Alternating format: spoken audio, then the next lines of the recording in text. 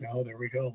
Okay, so you're in, and you're mic there, mute is here, camera's there. You're on your own now. Okay, thanks, John. Yeah, no problem. Take care. Have a good day. Hi, Mark. Hi, guys. How are you?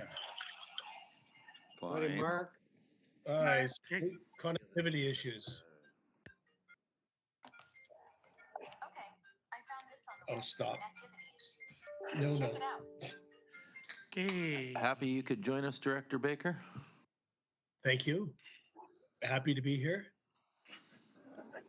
Now even that, though I'm now that having- everybody's happy, are we ready to everybody's go? happy. Okay. Good afternoon, Director, staff. Regional District Board meeting for Wednesday, January 26th. Confirmation quorum we have. And I just, Move adoption of agenda. before we get to agenda and the call to order, I would like to acknowledge that I and we here, the directors here, staff here, are meeting on the unceded traditional territory of the Lakwill-Tak people. With that, I'll call the meeting to order and adoption of the public agenda. Move adoption. Second. Director Baker, second. Any additions? Seeing none, I'll call questions. Anyone opposed? Seeing none, carried. Petitions delegations. Today we have Mary Ruth Snyder, Executive Director of the Campbell River and District Chamber of Commerce, to make a presentation on the operations of the Campbell River and District Chamber of Commerce. Good afternoon, Mary Ruth. Good afternoon, everyone. And just to remind you, our policy is, procedure policy is, you have 10 minutes for your presentation. So welcome and please go ahead. Thank you so much. It's a pleasure to be here. I would like to share my screen. Let's talk window. Where is my? There. Are you able to see the website? Not at this time, no. Oh, share there. And how about now? No? Mary Ruth, it's just that little arrow by the just left of the leave button. If you press that share and then it just picks what's on your screen. So open share tray, right? So No, just go to that arrow. Put your cursor on that little toggle, that arrow just left of the leave button, and it'll a screen will pop up of sharing.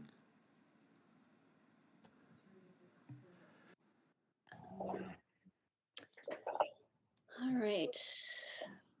Mary Ruth, if it's just a chamber website, Edith will pull it up here in a second. Yeah, it is. And I can give her direction for, I'm on a Mac, David, so my buttons are slightly different, but it's only letting me share the same window, which is really weird. Edith's got it, no worries.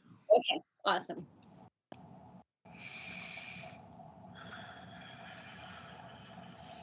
So while Edith is bringing that up, I will just say that I've been in my role for 28 months and counting.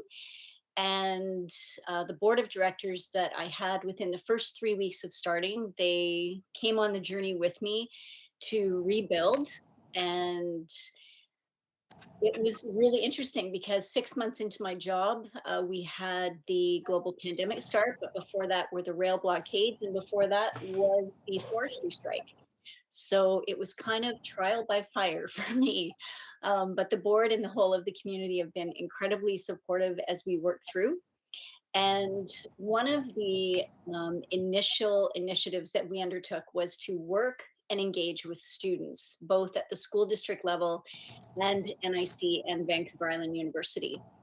And one of the first conversations that I had was with the counselor at Timberline Secondary, and I expressed an interest that we needed a new website built locally. And she put me in touch with the tech teacher who had a student in mind, and ultimately we worked with that student, and he's the one who built the website for us. He was a grade 12 grad. He's now in second year at UVic, And he built it in a way that everything is completely editable. So in a matter of minutes, I can add a page, I can move things around, I can take away things that no longer are applicable. So it's made it incredibly versatile. And what I like about it is that it was built locally and it's hosted right here on Vancouver Island. And even our payment solution online is also based in Victoria, of all places.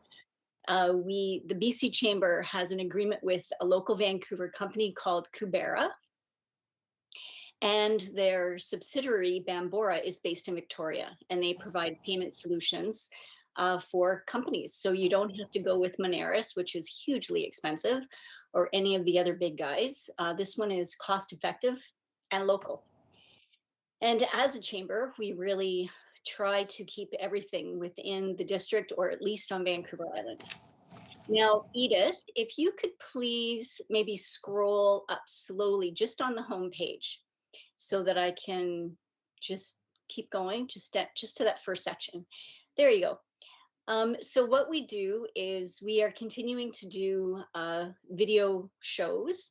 Last year we did them all through the Tidemark, but then the Tidemark got really busy, so we've moved back to Shaw Spotlight. And those are the two most recent we did, one with NIC's new president, Lisa Domey, and of course, Leah Tremaine. And then we feature all of the upcoming events, especially that the Canadian Chamber offers. A lot of people don't realize that when you are a member of the local chamber, you are also a member of the provincial chamber as well as the national chamber. And under the national chamber umbrella, there are 220,000 businesses coast to coast to coast.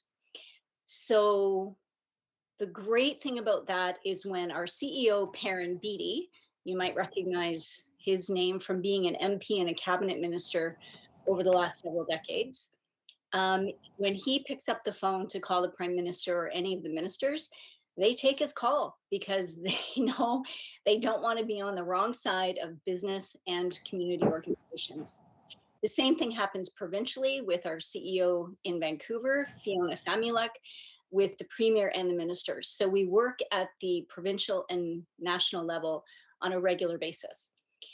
Now, Edith, if you would like to go to information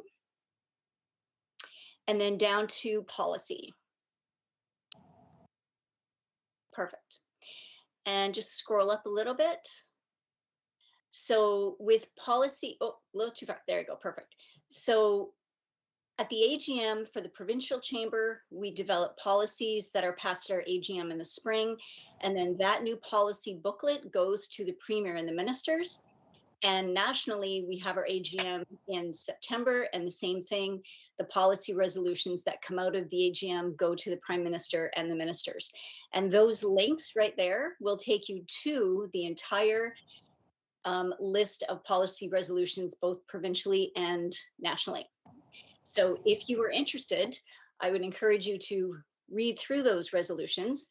And we are just in the throes of beginning the next round of discussions with all of my counterparts across the province to create this year's resolutions that will go to the AGM in the spring. So I'm happy to take suggestions of what you would like to see.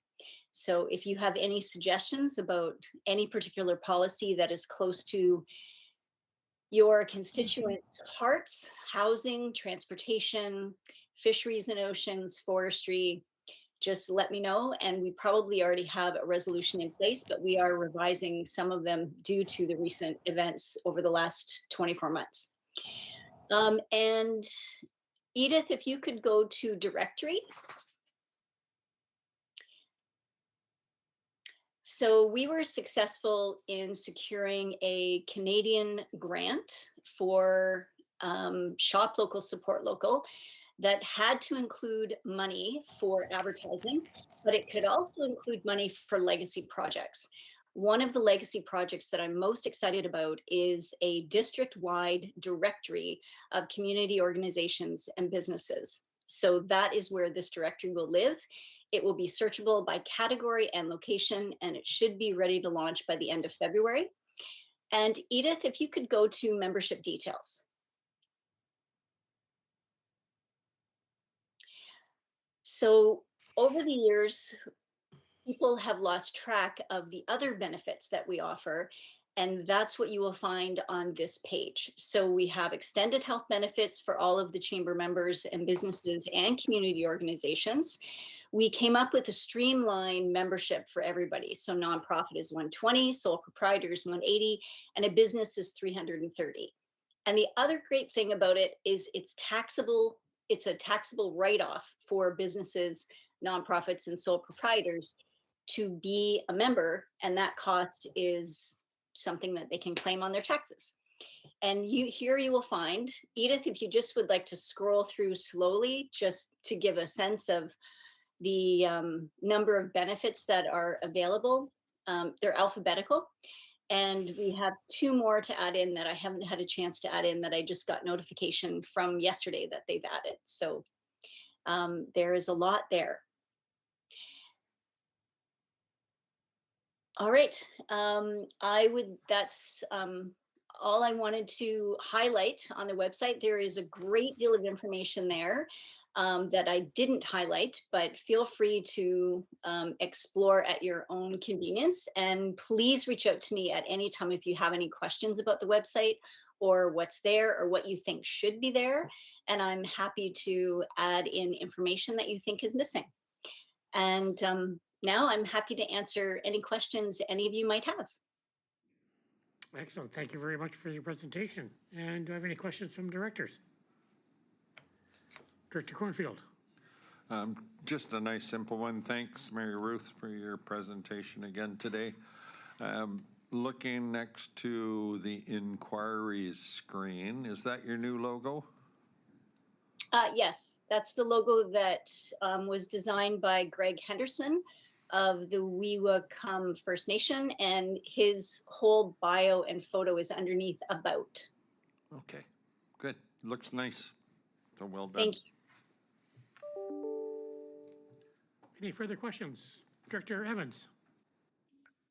Thank you. And again, thank you for the presentation, Mary Ruth. We had the opportunity to hear from you at council earlier this week. But again, I just want to say it's great to see the chamber continuing to evolve, and in particular, the collaboration throughout the community and certainly with other nonprofit organizations and economic development. So look forward to the same kind of participation with the regional district. Thank you. Thank you very much. I don't see any further questions. So again, Mr. Leach. I believe Mary Ruth had a couple asks of the board. Okay. Yes, Edith, do you have those? I can quickly go to my mail. Yeah, she has them. Yes. So we would very much appreciate if we could be permitted to provide an external link for placement on the SRD website. I can supply our logo as the connector for that.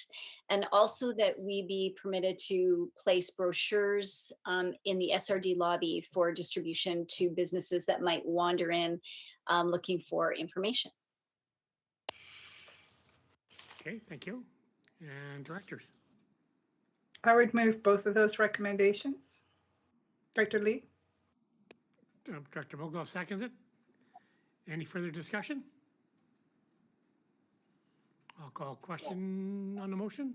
Anyone opposed? I had my, yes. Sorry, Nova, go ahead.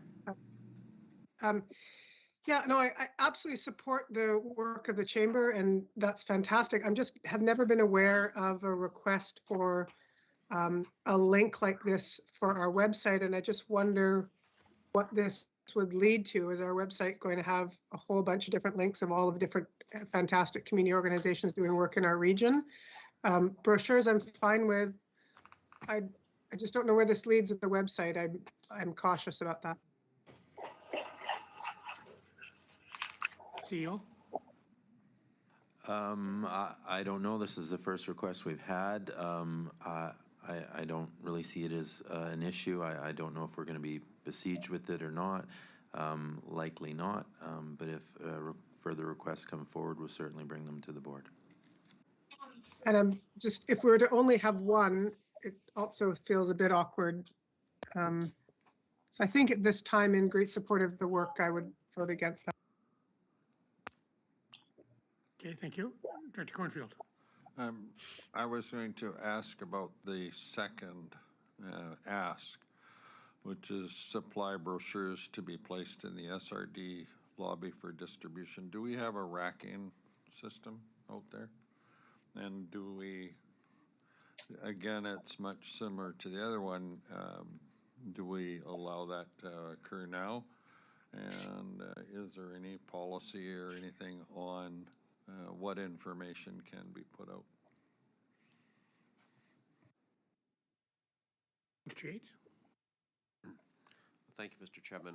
We currently don't have a rack, so to speak, specifically for that kind of material.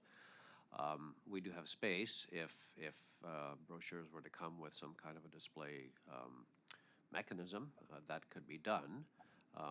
That doesn't answer the question of policy. I don't believe there's a policy currently about displaying material from third parties in our lobby, so that's currently where we're at. Thank you. Yeah, if I can, just to respond, I guess I look at it, I don't have a problem with the chamber's information or anything like that, but if we do it for one, are we then required under fairness to do it for others that we may not support the information that's being provided? And so I hate to think of us having to develop a policy on something that we haven't done before, but maybe we wait and see, or maybe we need to do the policy first. I'm not sure. I'll leave it up to others on the board. Okay, Director Baker. I think it's a great idea to actually have the link on the website to promote businesses throughout our SRD. And as terms of having a brochure from the chamber, I mean, the board could easily pick and choose what would be, I guess, something that we supported to have brochures in the lobby for. But promoting businesses throughout the SRD, I think, is a great idea. Thank you. Thank you. Any further discussion? Could I speak to both of those? Yeah, go ahead. I would just like to say how we handle it on our own website is we actually have a page. I think it's under either about or information, and we simply have a list of all the community organizations with a simple link to their own website. So it's just one single page. So there's no inundation. It's very straightforward. And I think what separates us from some organizations, but not all, is that the chamber is apolitical.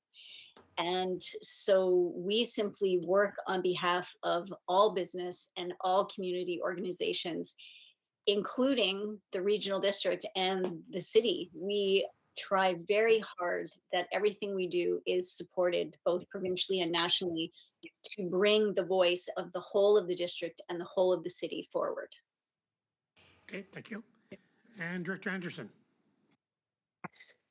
Yeah, I think that's very interesting. And I would just add that I think if we're going to do this, it certainly has merit, but we would need to allocate some staff time to then reach out to other community partners, because certainly there are other chambers within the district. Foundations are apolitical. I would suggest a lot of the nonprofits are, and our various partners. So I don't know that this is a bad idea. It just, I think, is an undertaking more than just accepting one logo. So if the board wants to take that direction, I'd support it. Okay, thank you. I don't see any further hands up or questions, so we have the motion on the floor to for both the requests.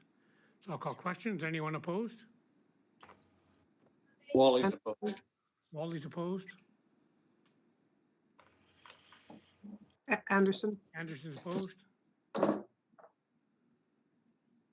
Hearing no more, I'll call it carried. Thank you. And again, thank you, Mary Ruth, for your presentation today, and good luck in your position. You're welcome. And it was a pleasure. And my phone is always on. So please, if you ever have any questions about what you see us doing or what you think we should do, please reach out. And again, any comments on the website and information, again, I always answer my phone pretty much 7 a.m. to 8 p.m. So I'm always available. Excellent. Thank you so much. Thank you. I would move receipt of the presentation by Mary Ruth Snyder. Second. Abram. Thank you. Call questions. Anyone opposed? Carried. Okay, just before adoption of the minutes, just to let the other directors know, in the office today, Director Cornfield, Colburn, Davis, Moglove are here. So just so you're aware of that. I seen that in the chat. Thank you, Director Evans.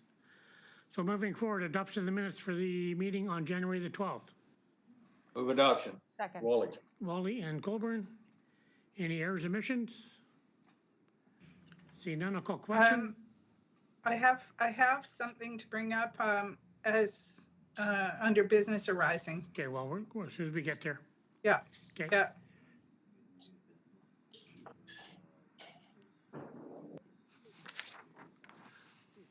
That's probably what she's talking about.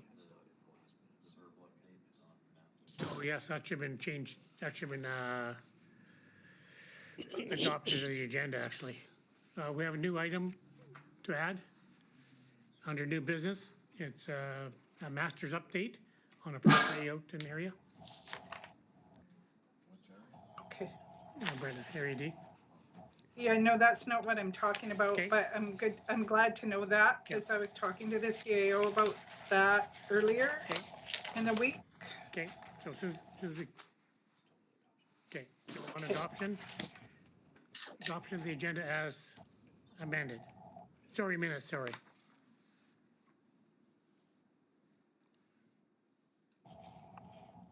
Move adoption. Second. Or you've already done that? No. Yeah, need to vote on it, sorry. Call questions, anyone opposed? Seen none, carried. Well, I have my hand up, Mr. Director Chair. I Abram. did have my hand up. Director Abram, go ahead. Yeah, it's just a real quick comment. I see a mixture of masks, no masks throughout the boardroom. I'm just wondering, as public officials setting an example, I believe you're in an enclosed space, and I think that's part of the order, that enclosed spaces, even if you're distancing, that you have to wear a mask. So I'm just wondering what's the deal at the SRD boardroom? I know your staff are wearing masks. Yeah, I see Julie is wearing. First off, it's not part of the minutes. Yeah, Mr. Chair, if I can just add, it's not part of the public health order we're socially distanced here. We're able to operate without wearing masks. It's not part of the order that we must wear masks.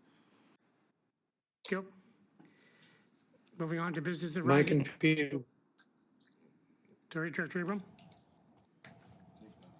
I just said my confusion. Okay, thank you. Business rising from minutes. Director Lee. Yeah, thank you, Mr. Chair.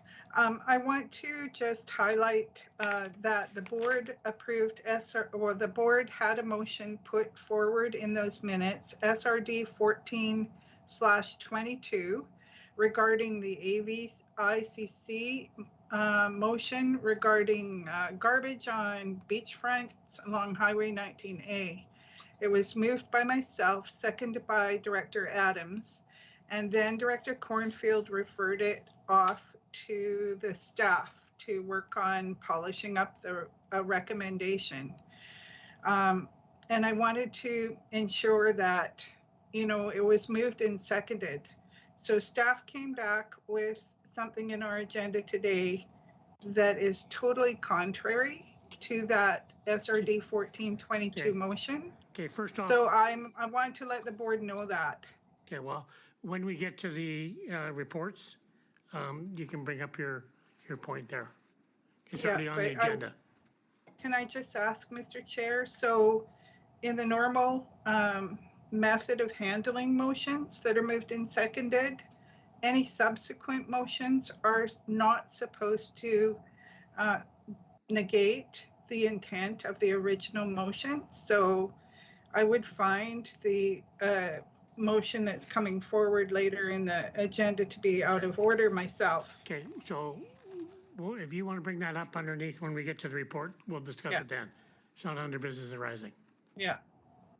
It was just in the minutes that a move and second was done on a motion, and then that motion was referred to staff, but staff completely turned it on its head. Okay, there's a report coming later on in the agenda.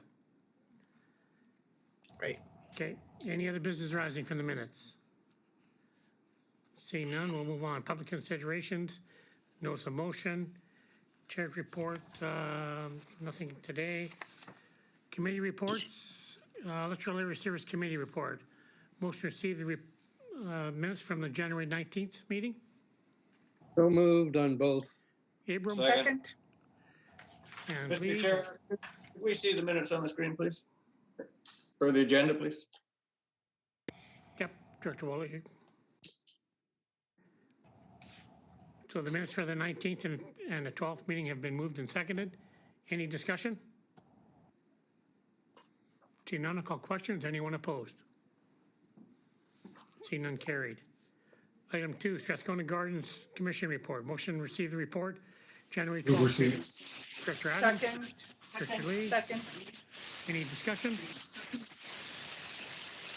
Seeing none, I'll call questions. Anyone opposed? Seeing none, carried. Okay, can you mute if you're not speaking, please? Lots of background noise. There we go, it's gone. Under external reports, the first one, management of garbage, highway rest stops. Motion to receive the report, Move receipt of the report. Second, Colburn. Lee and Colburn, and I'll go to CAO. Thank you, Mr. Chair. So based on the conversation at the last board meeting, staff were instructed to listen to the minutes and the conversations that were being had and craft a motion that best represented that dialogue.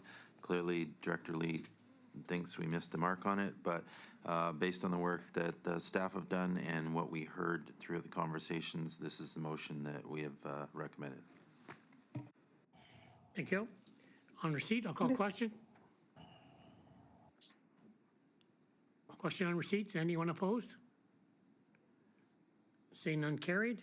Item B, the resolution attached to Exhibit 1. Mr. Chair, before we consider the motion that's before us from the staff, I would like to see the motion that was moved by myself and seconded by Director Adams to be reinstated and considered before anything further. The reason I'm asking, and I really appreciate that the staff... Point of order, I think the chair has to respond to your first comment, Director Lee. Well, the motion's in it, Director Lee. The motion... Director Lee, the motion... I'm listening. The motion is in the report. The motion that was originally made and referred to staff was different from what the staff came up with. And if I could just speak to that, I appreciate that the staff tried to come up with a solution to this issue. The thing that I don't support. Okay, so. Okay, the thing that, can I just say what's wrong with the staff motion? No, just a sec. There's a motion that Mr. Yates has got up there right now from Adams and Cornfield. That's the motion.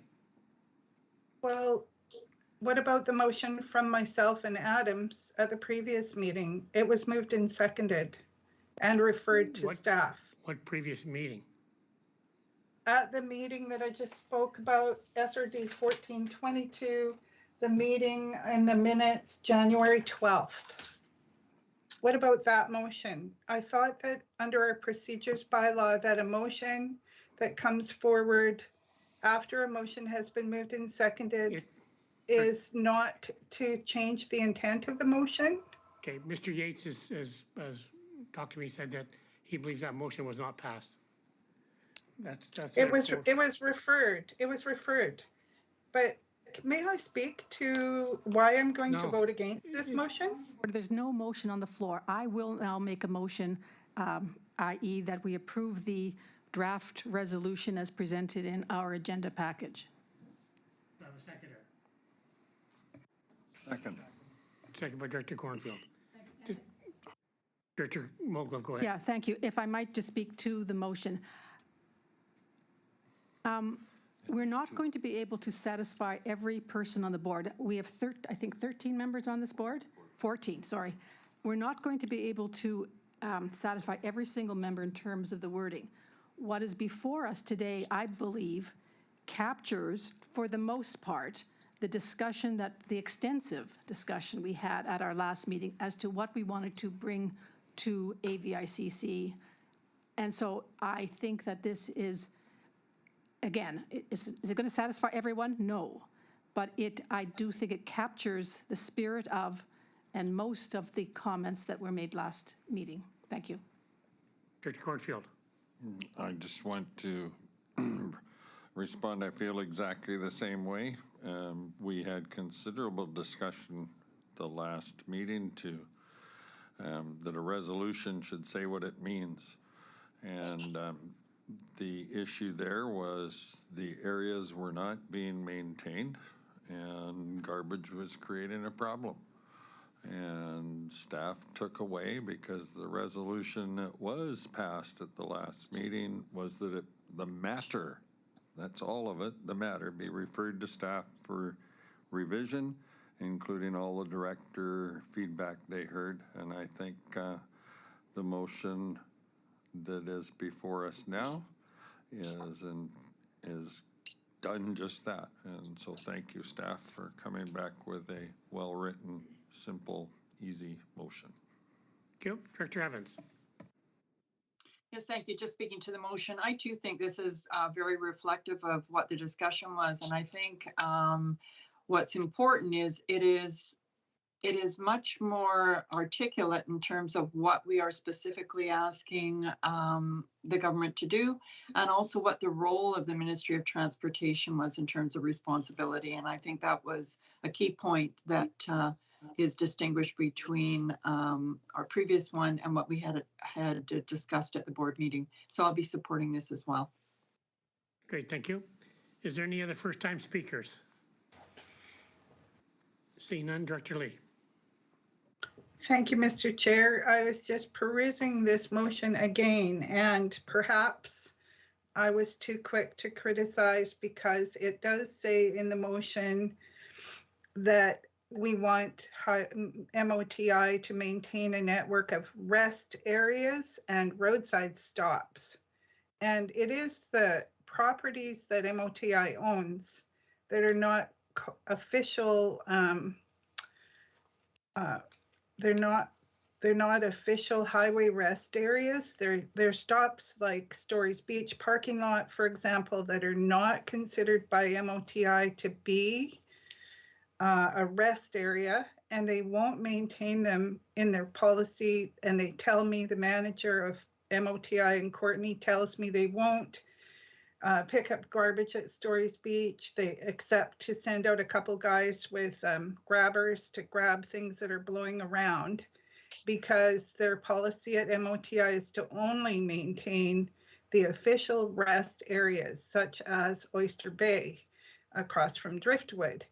Well, I'm not complaining about how they maintain the rest areas. In my original motion that Director Adams seconded, I want them to maintain all their properties, including the roadside stops, but I see roadside stops is in the motion, so I think I can support this.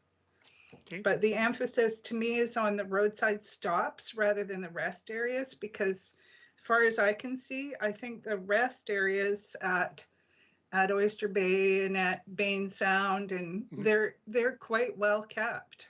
Okay, thank you. Excellent. Director Adams.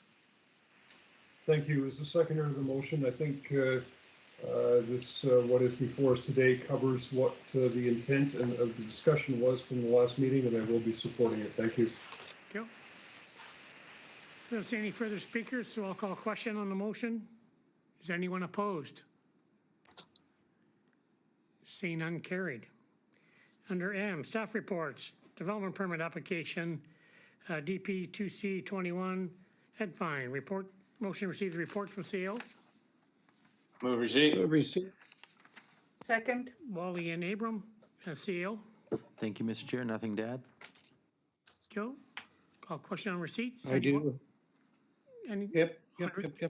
on receipt? Sorry, can't get on receipt. Go ahead. Thank you, Mr. Chair. Sorry, I was just trying to get my hand to go up. I just have a question of staff, and I think this is the place to ask it, is we had talked about asking the applicant, Hedifine, about doing something about the color of the roof. It's right now, bright silver, and it had been suggested that it should be the same color as the walls, the green, hunter green. And I believe staff were going to ask the applicant about that, and I just wondered if there has been an answer. Go staff. Thank you, Mr. Chair. No, we haven't asked the applicant because, of course, this motion has to pass the board first. But again, it's direction to the applicant. We can ask them if they would change the color of the roof, but they're under no requirement to do so. If this is passed by the board, we will reach out to them and ask them if they have any interest in that. Okay, thank you. Anything else on receipt? Okay, thank you. Cool. I'll call question on receipts. Anyone opposed?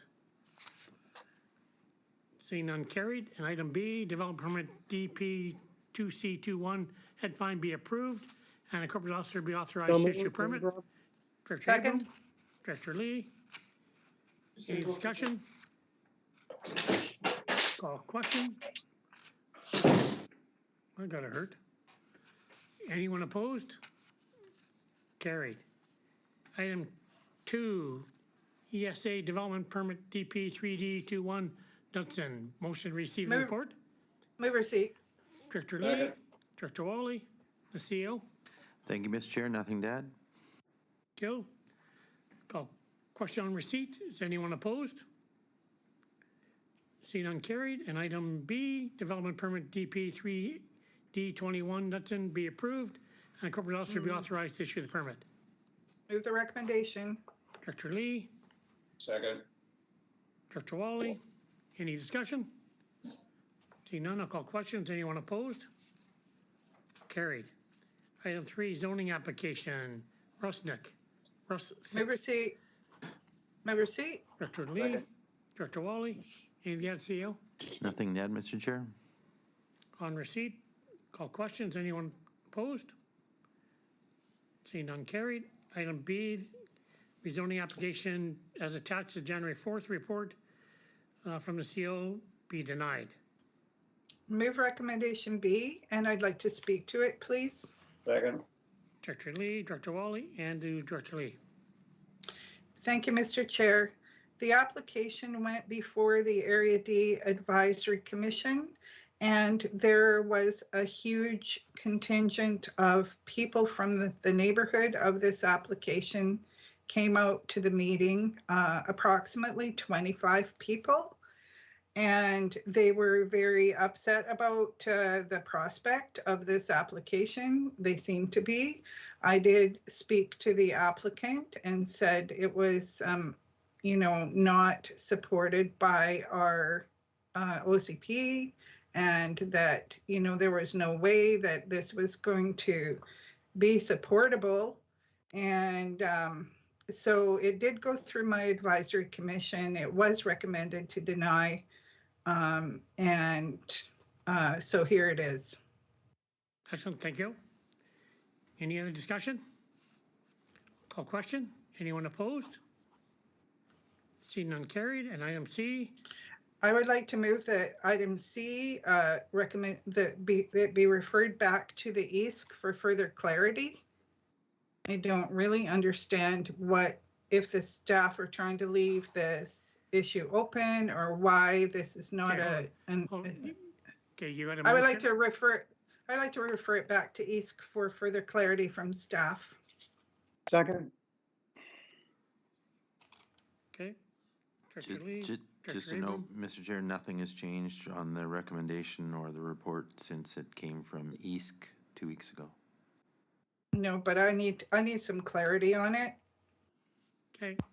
Motion, Director Anderson?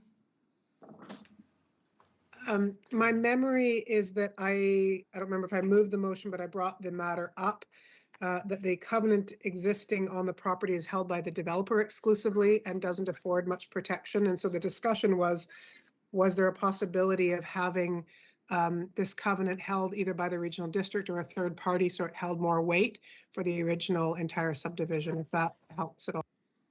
Point of order, Mr. Okay. Chair. I made a referral motion. There's no discussion on the referral motion. Correct, thank you. I just, Okay, thank you. You're done. Okay. thanks. Motion's been moved and seconded to refer. Item C. Who votes on the referral? Just the electoral area directors? Yes. Anyone opposed? Seeing none, carried.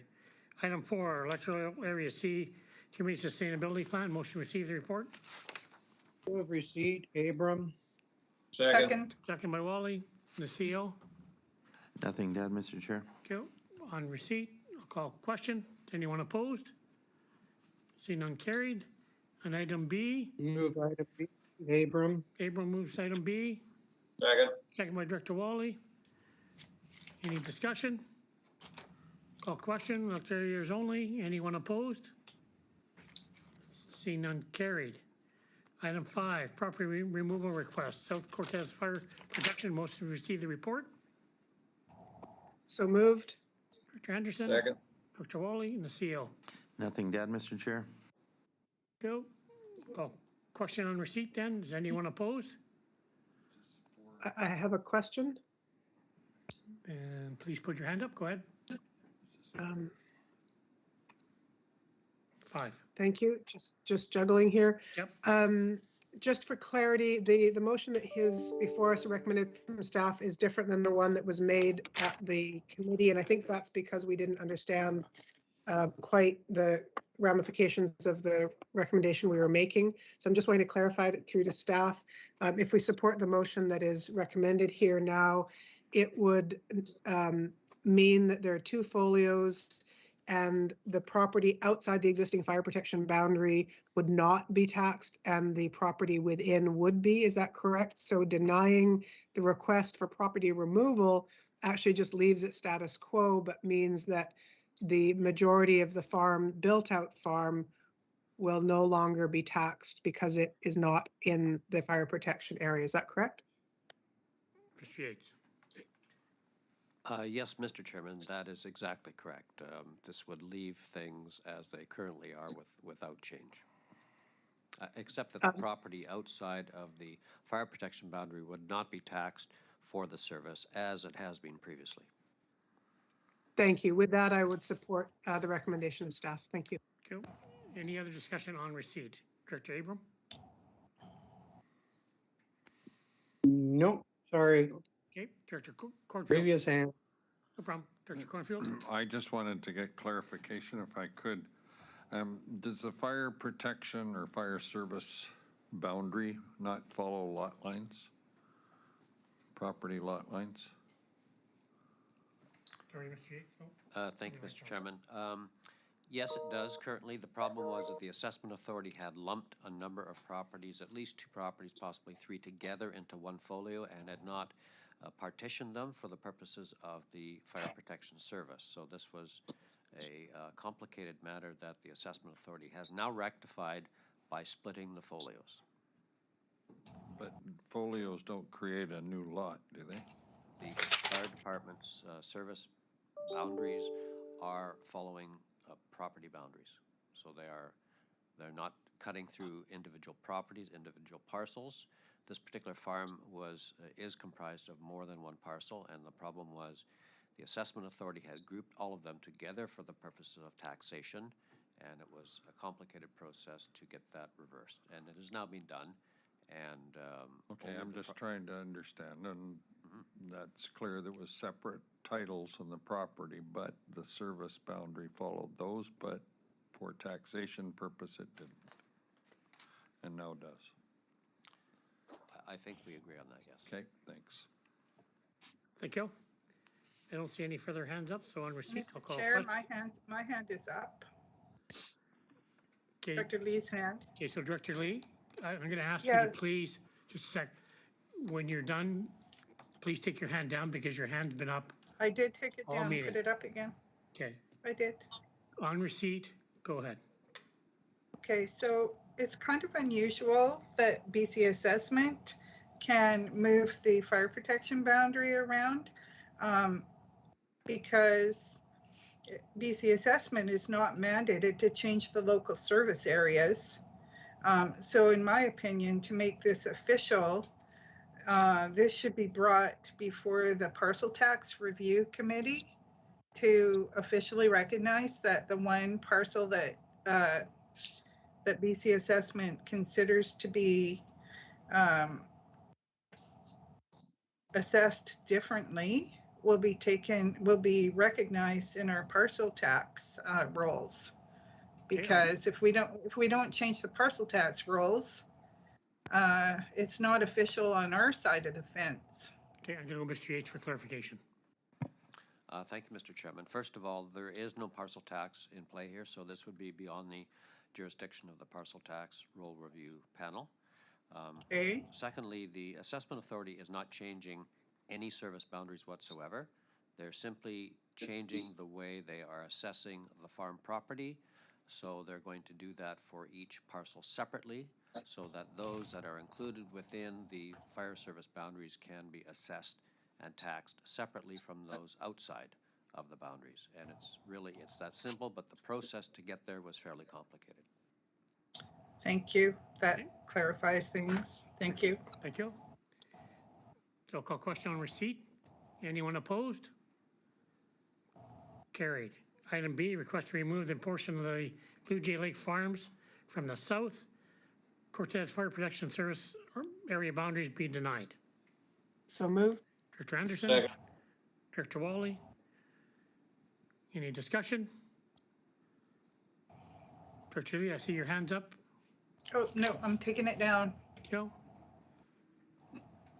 Call questions. Anyone opposed? See none, carried. Thank you. Item 6, bylaw revision authorities, housekeeping amendments. Motion received report. So moved, Coburn. Coburn and Lee. We'll go CEO. No, not Lee. I didn't Okay. second it. It was Evans. Okay, Director Evans, and I'll go CEO. Thank you, Mr. Chair. Mr. Yates will speak to this, please. Thank you, Mr. Chairman. This is a report really to inform the board that even though we have a mechanism for dealing with typographical errors and similar things for bylaws adopted by the Comox Strathcona Board prior to the SRD even existing, we don't have a similar process for the SRD bylaws themselves. And we have run across some instances where that would be beneficial. And so we're asking the board to bring back that bylaw revision bylaw, the one that authorized those revisions, and expand that to include the SRD bylaws as well so that we can do things in a more efficient manner than actually going back and amending bylaws just to correct typographical errors, for example. Thank you, Mr. Yates.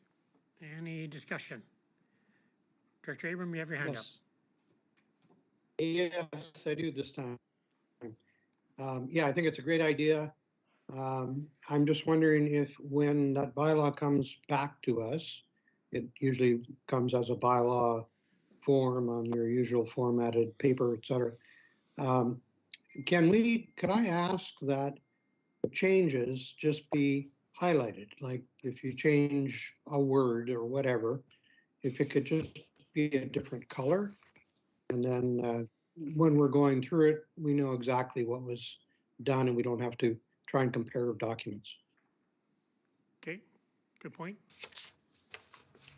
Anything else on receipt? Seeing none, I'll call questions. Anyone opposed?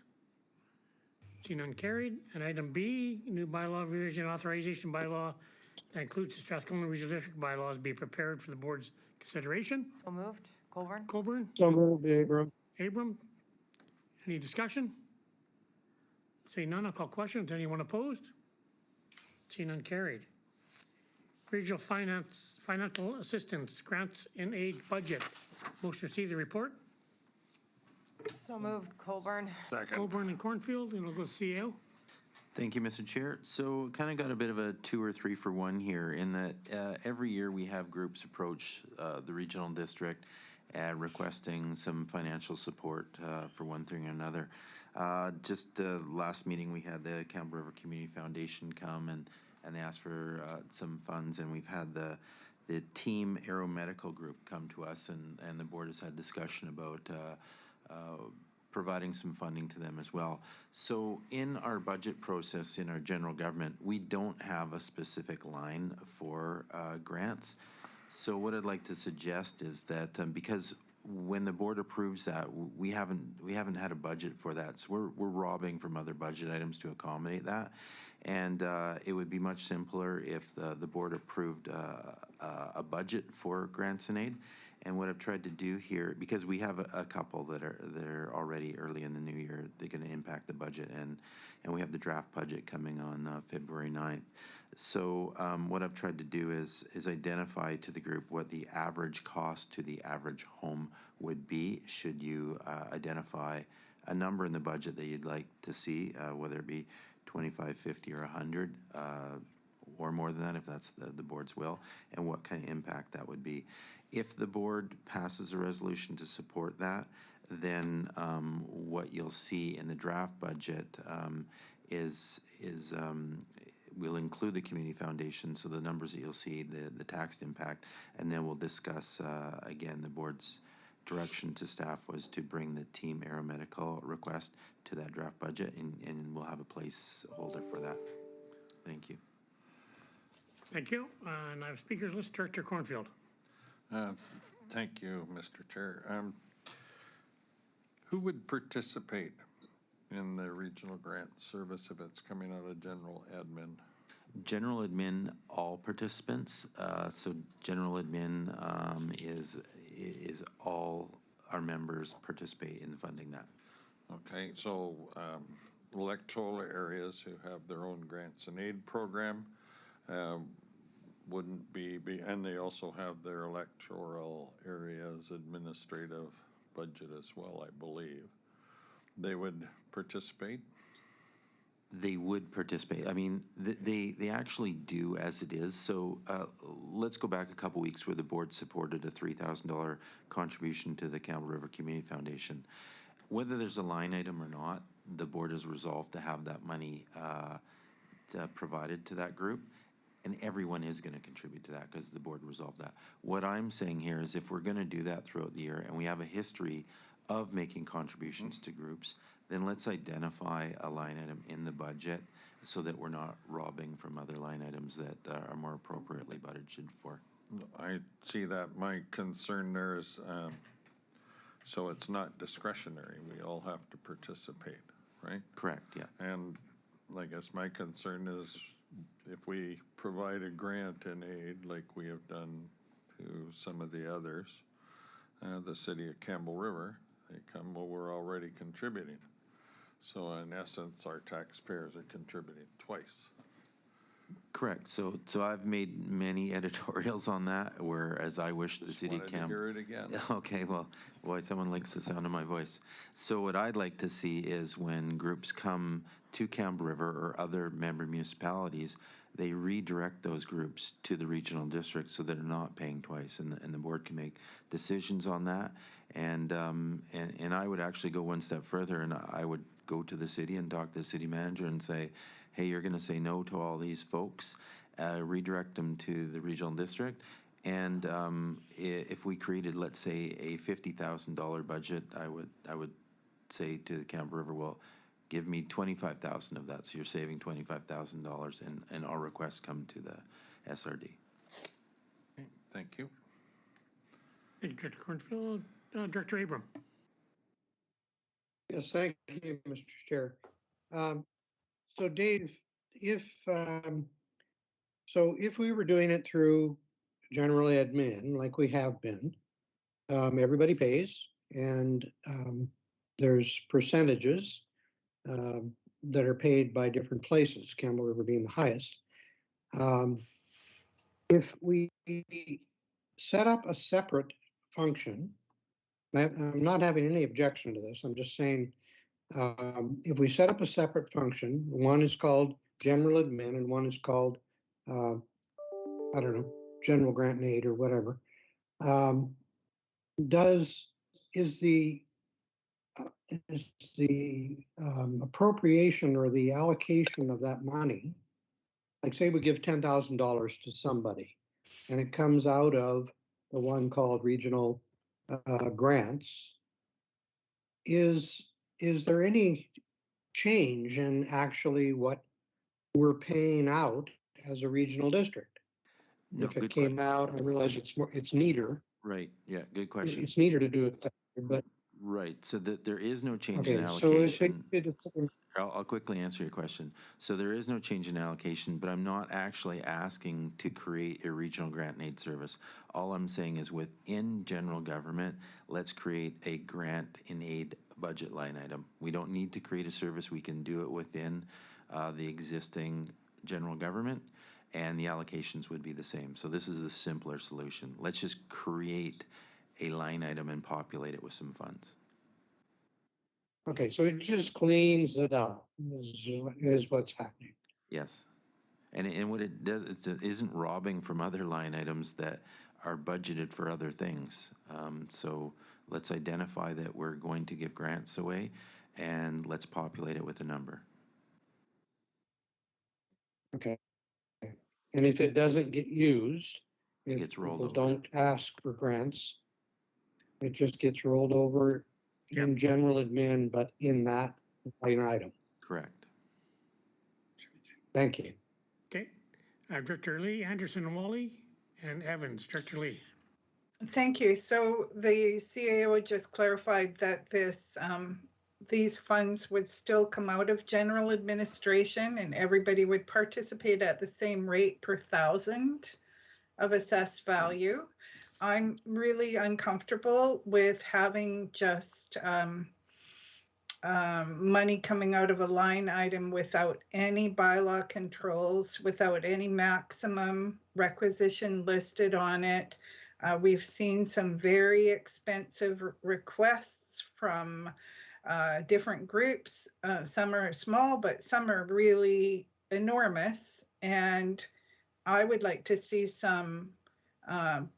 I would like to see an establishment bylaw that would regulate the maximum requisition and take care of that, because it's going to be, I believe it's going to be a tsunami of applications coming in, and some of them are going to be very expensive. So I don't want it to just be rubber stamped that they can just ask and they'll get. You know, we need also, Area D has its own grant and aid budgets, and a lot of my grants and aid go to community organizations that exist in Campbell River. So if, for example, an organization like the Art Gallery asked Area D for funding and we give it to them every year, or the museum, or any number of things, then I guess that I would be not giving those grants if they come through general administration. I would cut the Area D grant budget down and just everyone would pay, everyone on the West Coast, everyone in Campbell River and all the electoral areas would pay towards that function. So it seems to me like, it seems to be not a very clean way of doing it, unless you're going to rely on the director to decide whether to suspend grants and aid to potential applicants through the general administration. until we know that they're not going to be double dipping into our grants budgets. Okay, I gotta go see. So I apologize, Mr. Chair, that I wasn't clear. All of what Director Lee has said actually happens today. All I'm saying is, let's clean this up and let's clearly identify.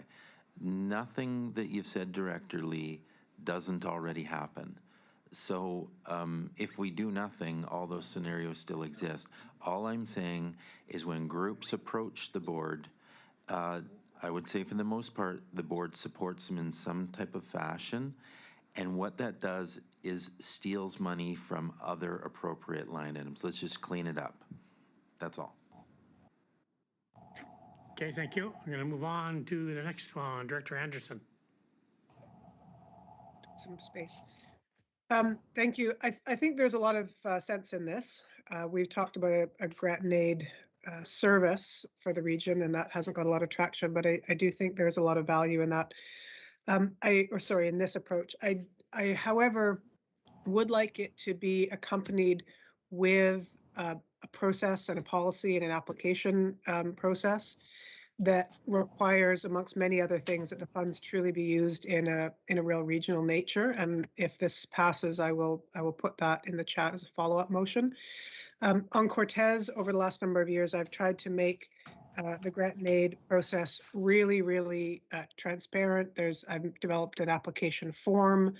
I have, criteria that I look back to, and then in the last couple of years, I've made it a very democratic process in the nonprofit community, and I'm in conversation with the Community Foundation about getting their support in actually the adjudication. So there's just lots of ways of going about it, and I don't want it to be kind of a first come, first serve, whoever is the shiniest at the board. I would like us to do this with some policy support behind it. Thank you, Director Anderson. CEO. Just to be clear, that's currently what we do and we have been doing for years. There is no policy. Groups have approached the board at their leisure, and the board has decided whether they've supported funds for that or not. With a policy or without a policy, that can still continue. Again, all I'm saying is, if we're going to do that, and we're going to award groups money, let's just have a line item and identify that. So let's say we give, just for example, we populate it with $50,000 and we give $28,000 to groups, and it's August and a group comes and they said, we'd like 50,000. Staff could say, well, we budgeted 50, 28 is spent, there's only 22 remaining. So that's all I'm saying here. Let's identify a number, because everything that everyone is speaking of can, does, and will happen anyways. Okay, thank you. I got Director Wally and Evans. Director Wally. Thank you, Mr. Chair. I'm basically in support of this idea of creating a line item. I have a question for staff, and then I have one sort of comment. My question is this, that if we have 50,000 in this line item and we spend that and another request comes along, is the board still free to say, well, then let's put additional money into this request from general administration? Good question. Yeah, yes, the board is always free to overspend line items if they want. So staff would advise where you are in the budget and you would make that decision accordingly. Okay, and then I have one concern I'd like to express, Mr. Chair, and that is if the intent of Campbell River would be to deflect some of their requests to the regional board, it would be good to have a written policy in place that would make sure that these requests are of benefit to the entire regional district. For example, Campbell River Museum may not be of much benefit to community in Cayuga, or maybe even to the electoral area in Sayward here. So, and of course, electoral are voted on the board. So it would be nice to have a policy to ensure that they are absolutely of a regional benefit. Thank you. Thank you, Director Wally. So first time speakers, I got Director Evans and Adams. Director Evans. Thank you, and thank you for putting this forward. I think it has a real opportunity to streamline, as we've heard from staff. I think having a separate line item makes a lot of sense for all the reasons that have just been stated. I think the challenge for me is not so much about having this as a line item. It's more that oftentimes what happens is when delegations come and present to the board, oftentimes we're making the decision about an award at that particular time that the presentation takes place, and there is no accompanying document to say what other sources they're receiving funding from, or any other information that would allow us to make a more informed understanding about what level the board would be recommending a grant be given. So I'm not sure, Mr. Leach, if that's what you mean in terms of that would be set up or that's currently being set up. But I know for the last two present delegations that have come forward, the information about their financial position was fairly limited in terms of allowing us to have a more informed understanding to make a decision. Usually there's a specific request, like the Community Foundation, where they had a specific request for an amount. But in the case of the previous aeromedical, it was difficult to determine exactly where the board should be recommending an investment. So again, just maybe more a question through to staff. What would happen that would allow us to better understand that, and would the process be that would be required for a delegation that is making a request for funding to have a templated information sheet? Mr. Chair, if I can answer that. So this report doesn't address that. This is just specifically about talking about populating a line item. I'm not saying what your suggestion isn't a good one, and I think that would come in a subsequent resolution about a policy be developed, because I think how they're being dealt with right now is ad hoc. So the Community Foundation came to us and said $3,000. They asked for $3,000. That seemed like a small sum to the board, and the board supported that. Sometimes when other groups come with larger requests, the board has ad hoc asked for a report about other funding sources or financial positions, which is fair. So I think if that's something that the board wants, we can definitely develop a policy in terms of that. But this report does not address that. We'd have to have a subsequent motion on a policy. Okay, if I may just ask a second question then. In order to determine at what level the board would recommend, is there any indication of what funding requests have been in the past, or what a sense? I keep hearing the 50,000 seems to be what's alluded to. Is there, I'm just trying to understand what staff's rationale is in saying that, or if it's just a comment and it's not really based. Yeah, there's no science behind the 50,000. If I've said it a couple times, there's nothing really behind that. I think the determination what you're talking about would come through in a policy. That is, again, not what this report is about, but I've given you some options just to see what the financial impact to your areas would be. But again, I think the details of what you're speaking to would be in a draft policy that the staff could bring forward if a resolution is made. Okay, thank you so much. Great, thank you. And the last of the first-time speakers, Director Adams.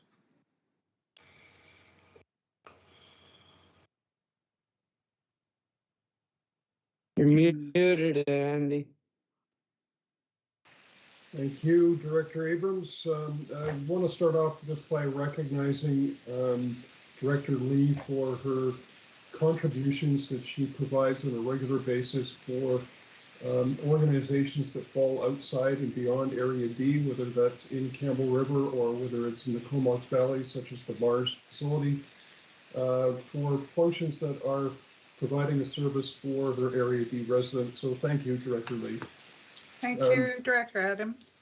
I think the idea is a good one to centralize and highlight where grants applications are coming to and how they're going to be vetted. I think the organizations out there that are always looking for opportunities for funding will come to the city, will come to electoral area directors, will come to other local governments within the Strathcona Regional District, and will seek any opportunity there is. It's not a case of the city or electoral area sloughing off of requests to the SRD to avoid the cost. It's more a case of the organizations being very entrepreneurial and trying to get as much money as they can. And I think what is being proposed here is streamlining that process and putting it all up front so that we all know what requests have come in to whom and what they're asking for. So thank you for bringing this forward. Thank you, Director Adams. So I'm on second time speakers. I've got Director Cornfield and Director Abram. I just want to say we still on receipt. So if we're done with receipt, we can move on. But it's up to Director Cornfield. I'm ready to make a subsequent motion following receipt. And so I was just going to urge that the chair call the question on receipt. Okay, so I'm going to call question on receipt then. Anyone opposed? Mr. Chair, I have been waiting quite a long time. Go ahead. And I only have a short comment. Thank you, Mr. Chair. I just want to say Mr. Leach stole all of my notes in favor of doing this. And I appreciate it, Dave. I think it's a great idea to go ahead with this. And I think I can solve Colleen's comments about, how do we adjudicate these things as they come forward, 28, got 22 left, somebody asked for 50.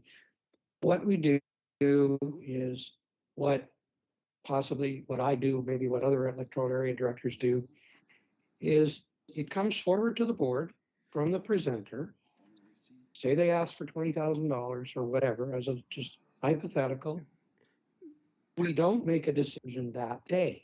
We refer it to staff and we ask them to please find out those very valid points that Colleen and Brenda and Andy and others have already brought up. Let's get the details and then we'll move forward at the next board meeting. So we're not saying no, we're not saying yes. We're just saying, absolutely, we are going to consider your request and we'll see what we come up with. I think that would be a good addition to Dave's suggestion that we do this as a line item, which I totally agree with. Great. Thank you, Director Abram. On receipt, I'm going to call questions. Anyone opposed? Seeing none, carried. Director Cornfield.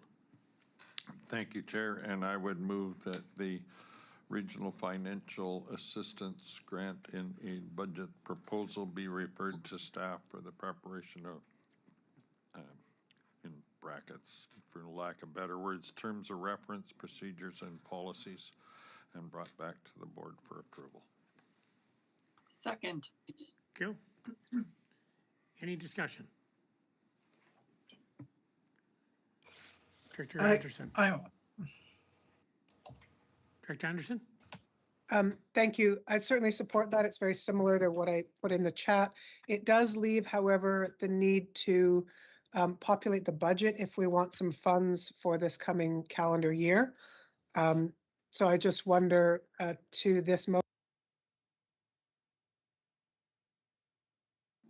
We lost you, Nova. Sorry, to the mover, this is a procedural one. Is there one to follow with regards to populating the budget this year? Would that need to become forward in a subsequent motion? Or would it be accepted as a friendly to add an amount? I would, because the report identified looking for a number to populate the budget, it would be my hope that a number be populated in one of the options as well. So my question is to the mover is, would you be open to either a friendly or an amendment, or would you like that as a separate motion, a financial contribution? I have no problem with making it a friendly for a number to start with at the CAO's recommendation that that's what they were looking for, but I would assume that a recommended number could be could come with the report, but either way is fine with me. Just want to see us move forward on it. I think it's a great idea. Okay, so a friendly. Okay, I'll put forward as a subsequent then. I think they're two separate matters. Okay, thank you. Director Lee. Thank you, Mr. Chair. I could support a requisition amount of about 50,000, but I'd like that to be the ceiling. I don't want this to be an ad hoc, everybody pile on their requests and Okay. we will Director Lee? continue to add to them. Okay. I don't need to be interrupted. Excuse me, Director Lee, you're talking about a separate motion that's not in the motion. There's no finances attached to this motion. So I'm going to call question on this motion. Yeah, it is on referral. On referral. Question on the motion. Anyone opposed? Leah's opposed. I don't see any further. Carried. And Director Anderson, you have a subsequent.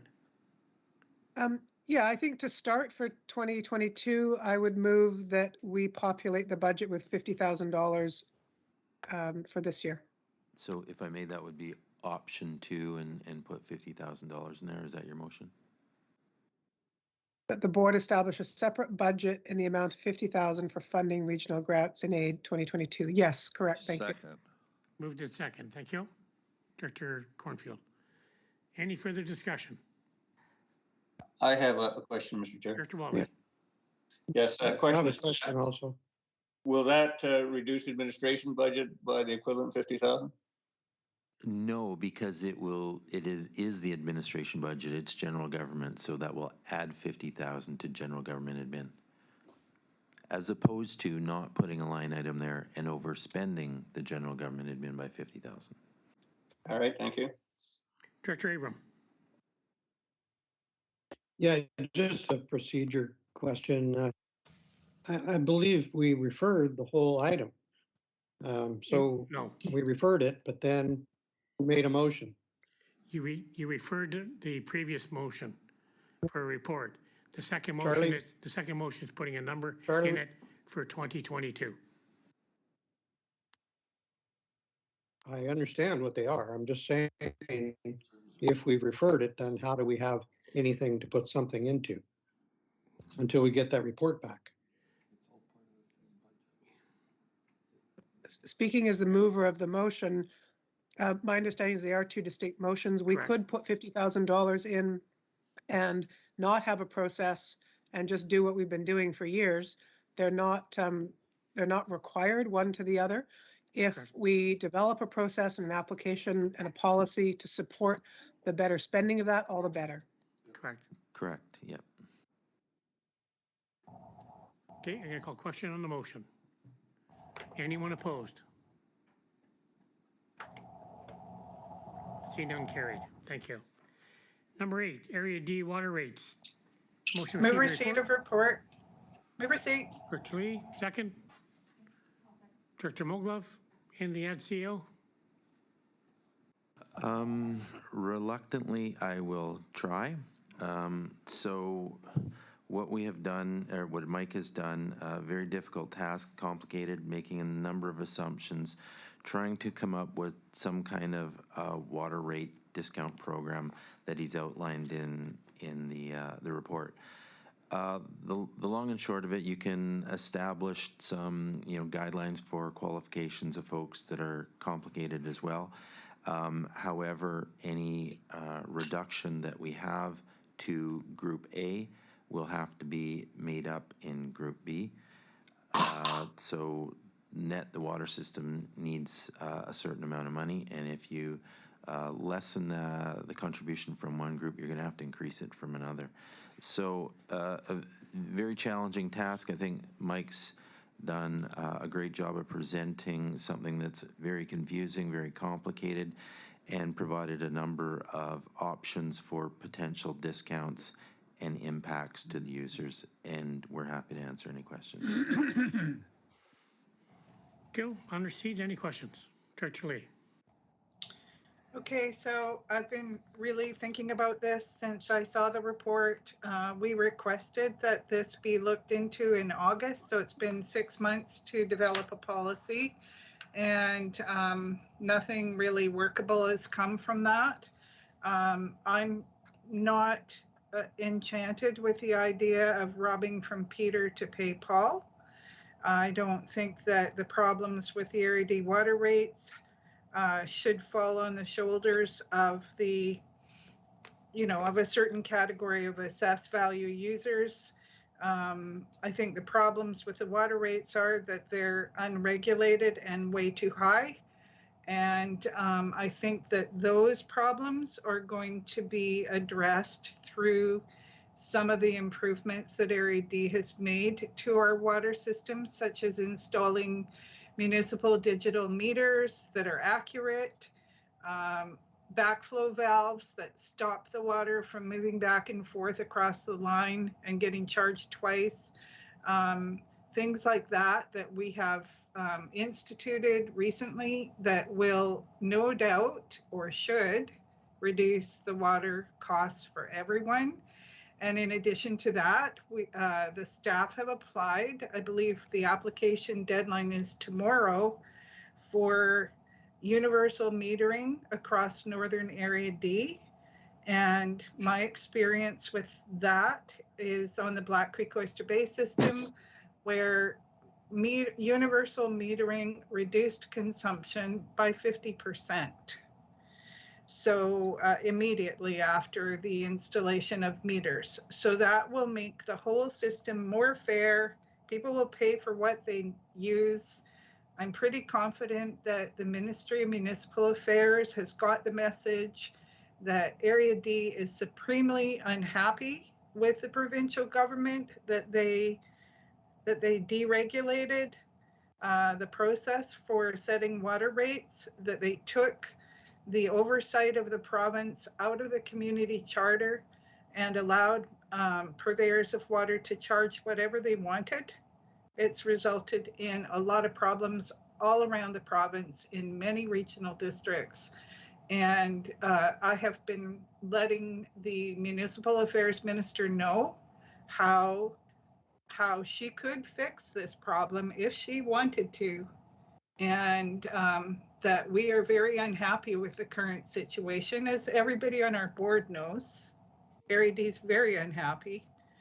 However, I think that universal metering, the digital meters that we've put in, the backflow valves, we're doing everything possible in Area D to reduce the cost to Area D residents. And we want to reduce those costs across the board, across the spectrum of assessed values in Area D. So I would recommend just receiving this report and doing nothing else right now. Okay, well. Then a question through to staff. Just wanted to ensure that the staff does have our universal metering grant in by tomorrow. It's a question through the chair to staff.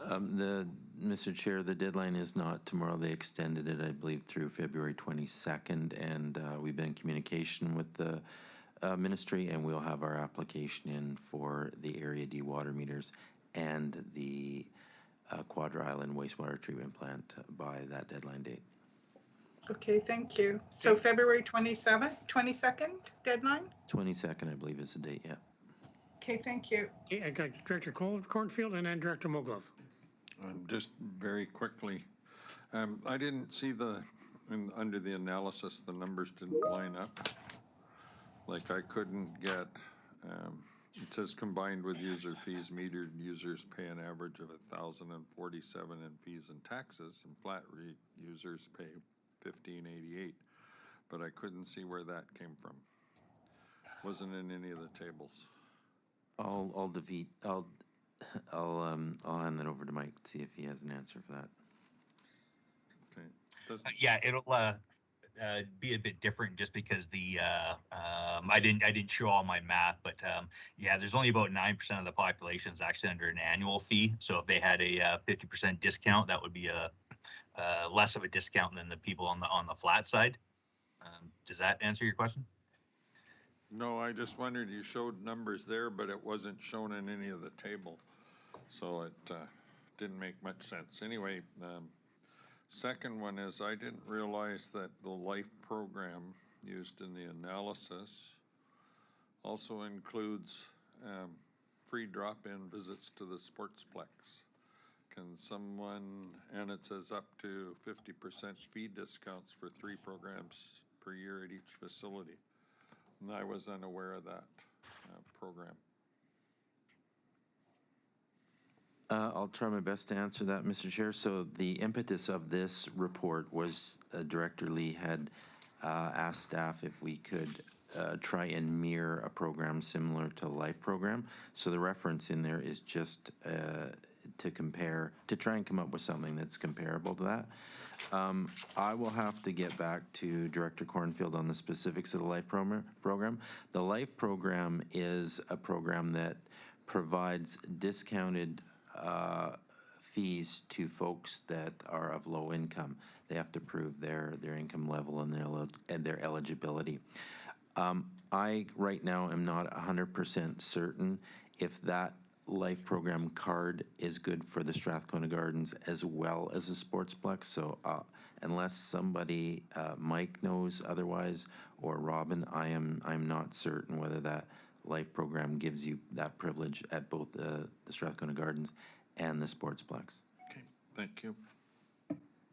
And Director Mogul. Thank you, Mr. Chair. So normally I wouldn't make any comments on this type of an, motion on receipt, but I do take exception to some of the comments that were made by Director Lee.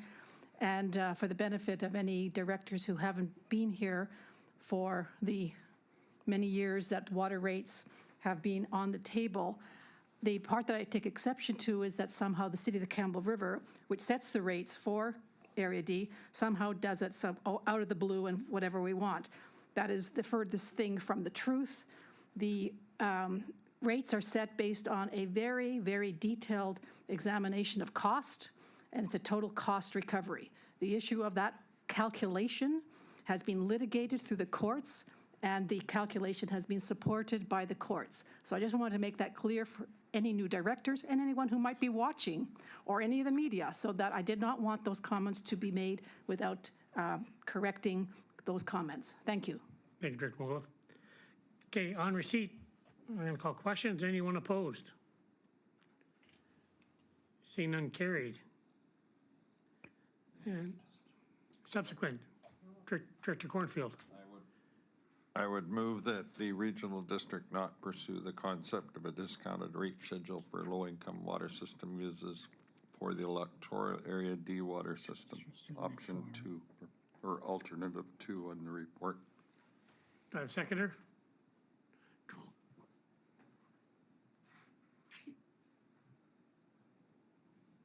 No seconder? Okay. Director Mogul? No? Director Abram, you have your hand up?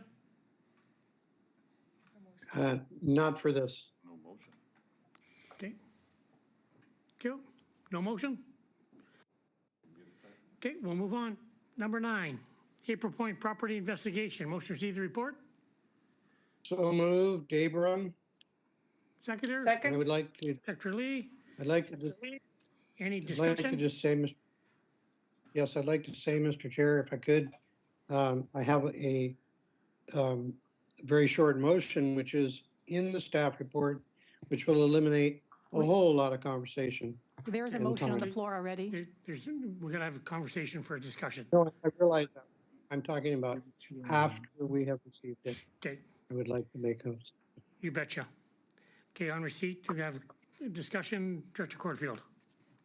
I just wanted to know, can a committee of this board make a complaint?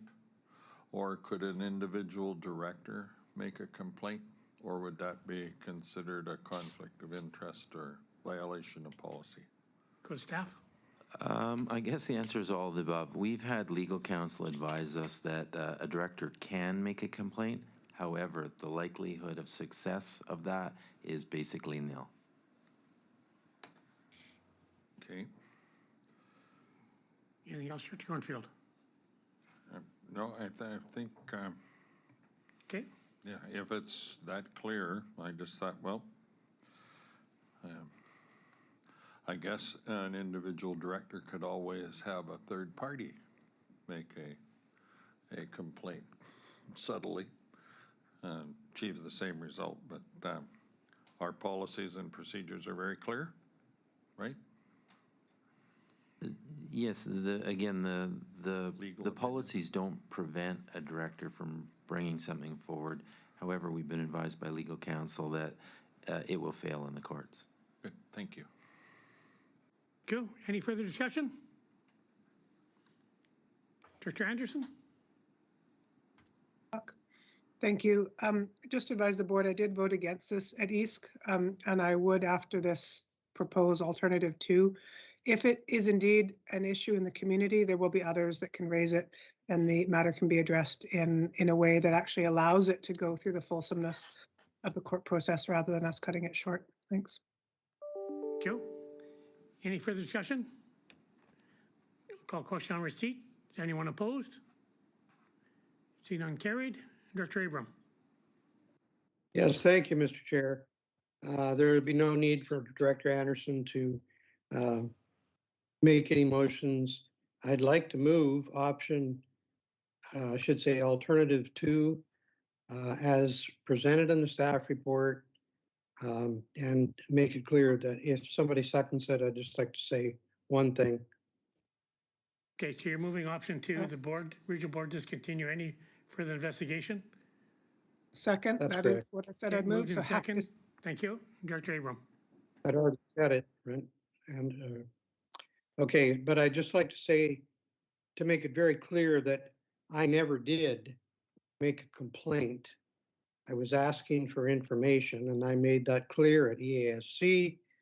Was asking for information from staff because of the multitude of calls and emails asking what's going on at a point, and I had no idea.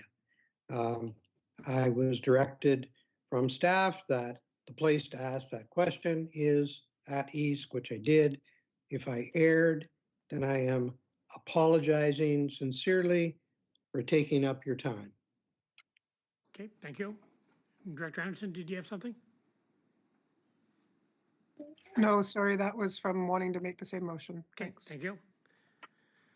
I don't see any further hands up. I'll call question on the motion. Is anyone opposed? See none carried. Number 10, grant opportunity emergency services. Motion to receive the report. Move receipt, Colburn. Coburn and Second. Cornfield and the CEO. Thank you, Mr. Chair. I believe Sean will speak to this. Good afternoon, through the chair to the regional board. The following grant application, I'm asking for your blessings so we can continue to enhance our group lodging capacity across the regional district. Thank you. Any discussion? Seeing none on receipt, I'll call questions. Anyone opposed? Seeing none carried. Item B. That's the application. Move B, Evans. Evans moves B. Second by Cornfield. Any discussion? Seeing none, I'll call questions. Anyone opposed? Carried. Item 11. Thank you, Mr. Goodman. Number 11, arena lighting contract. Rod Brindamore Arena. Motion to receive the report. Move receipt. Lee Second. and Adams. And CO, anything to add? Nothing to add, Mr. Chair. On receipt, call question. Anyone opposed? Seeing none carried. Item Move the B, recommendation. Move B. Director Lee, Second. Director Evans seconds. Any discussion? Seeing none, I'll call questions. Anyone opposed? Seeing none carried. Item 12, Advisory Planning Commission appointments, electoral area D. Motion to receive the report. So Move receipt. moved, Abram. Abram and Lee. Second. Gil. Anything to add, CO? Nothing to add, Mr. Chair. Go on receipt. Call questions. Anyone opposed? Seeing none carried. Item B, the following persons be appointed to Area D, Oyster Bay, Buttle Lake Advisory Planning. John. And move the recommendation. Okay. Move the recommendation. Second.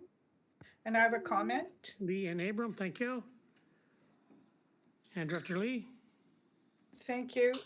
These are the same APC members that have been serving Area D for the last few years, some of them for many years.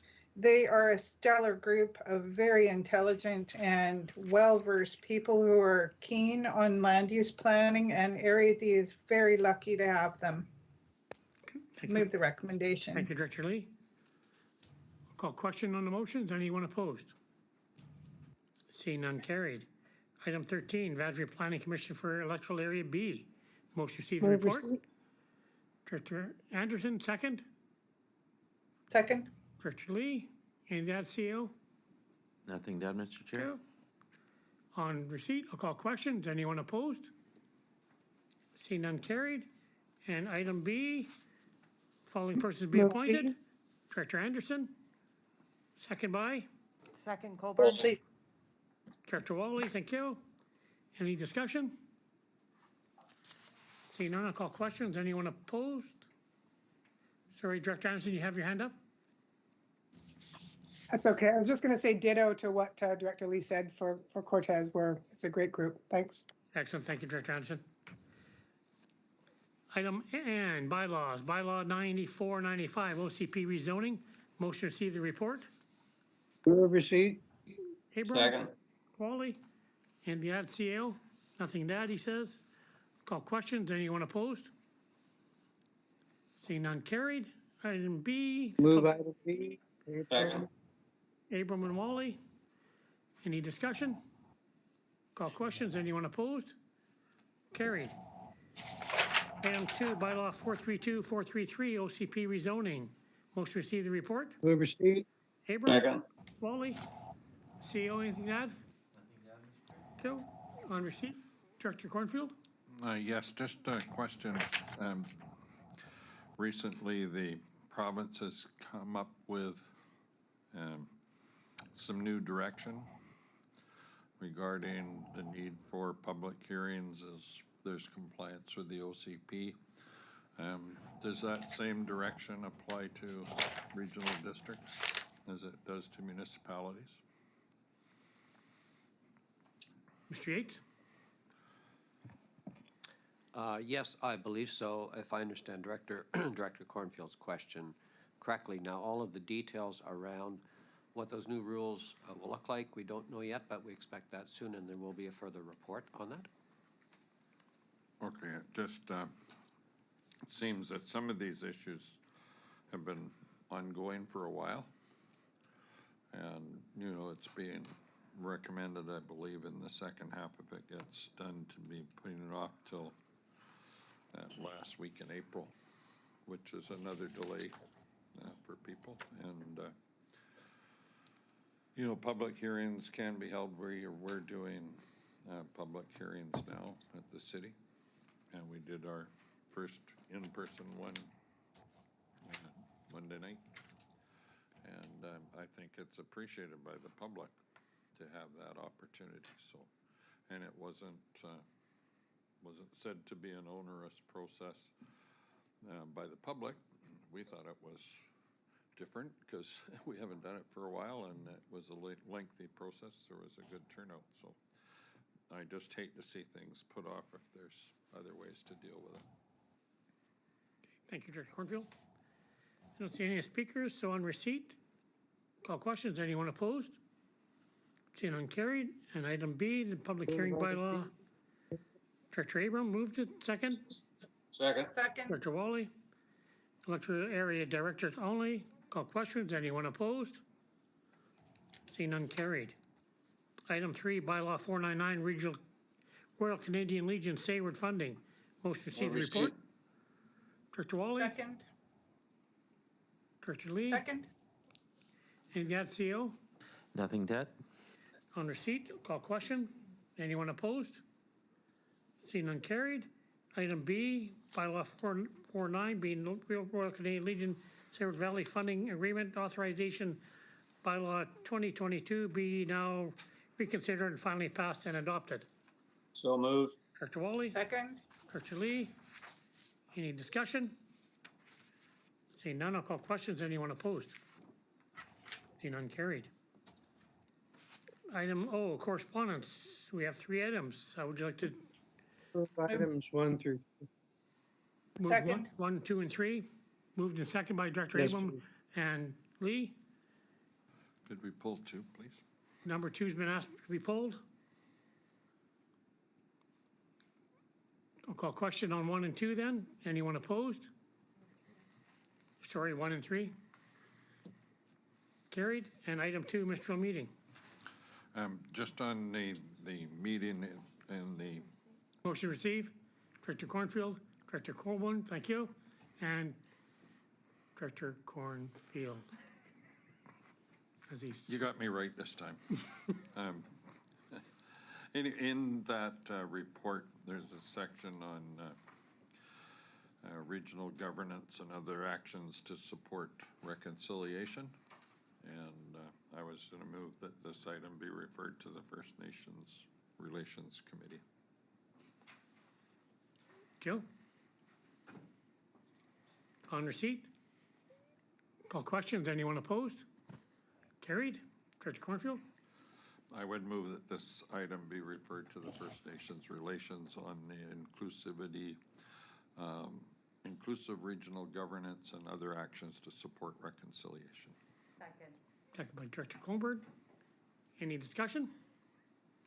Call question. Anyone opposed? Carried.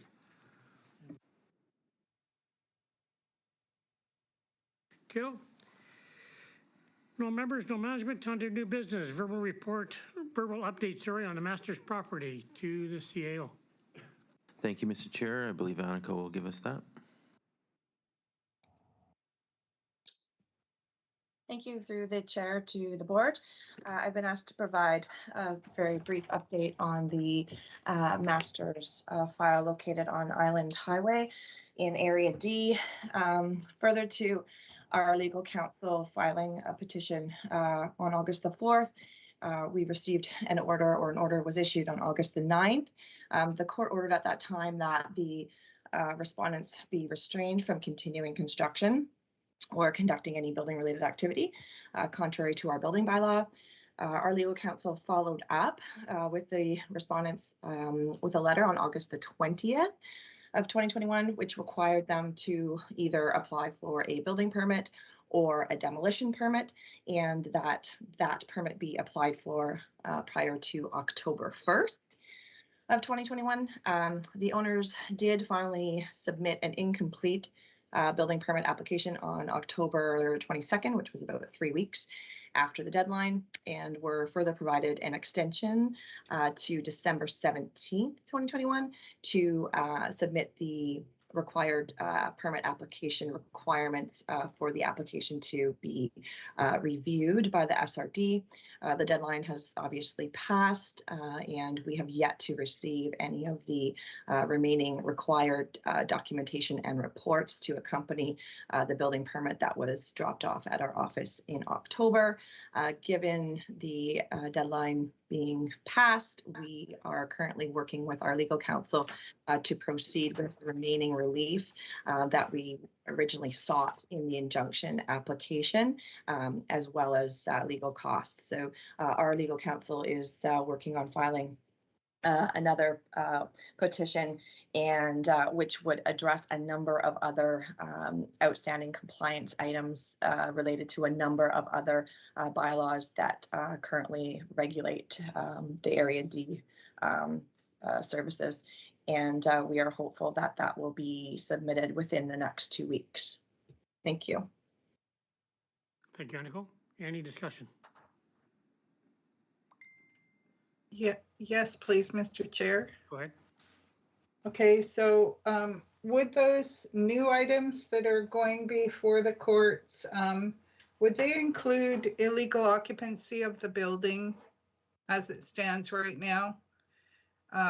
Because I'm getting copied on some of the complaints that are being sent to our building inspector and bylaw enforcement officer, and there's quite severe living conditions for all the neighboring properties around this property, partly because they're running a generator when people are trying to sleep because their electricity and water and everything was shut off to the remaining structure.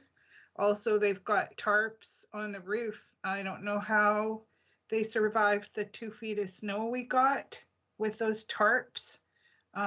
It's just appalling, the conditions down there. And the neighborhood around there is saying, why can't we get this under control?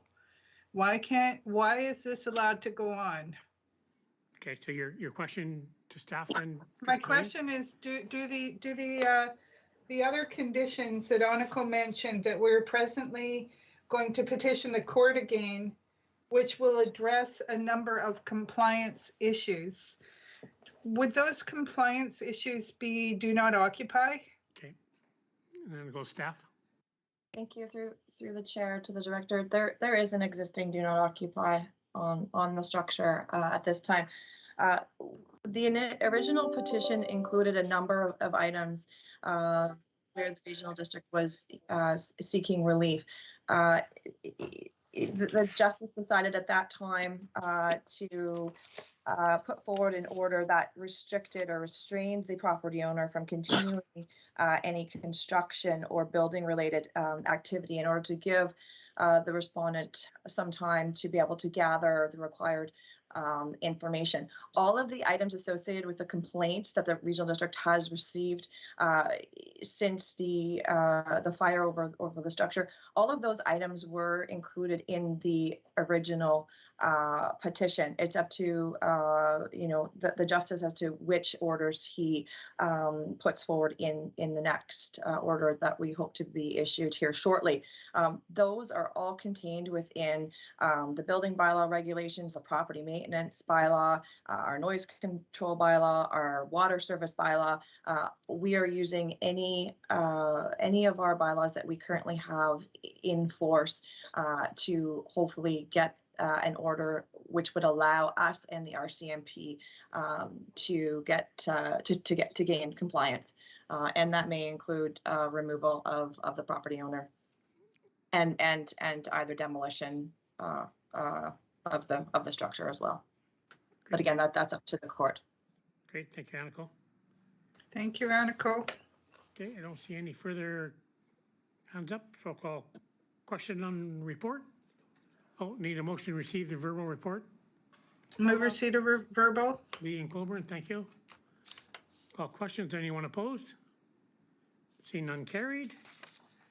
No Denman, closed item. I think that was Lee and Evans, actually. I think Director Evans seconded that last one. Well, Director Lee, Director Colburn here in the boardroom put her hand up. Oh, I see. Sorry. That's Okay. fine. Thank you. That's the hard part about doing some here and some there. No problem. Closed session. Move the report of CEO be received. So moved, Colburn. Seconder. Second. Director Davis, thank you. Call question. Anyone opposed? See none carried. And that closed meeting be held immediately following termination of public meeting.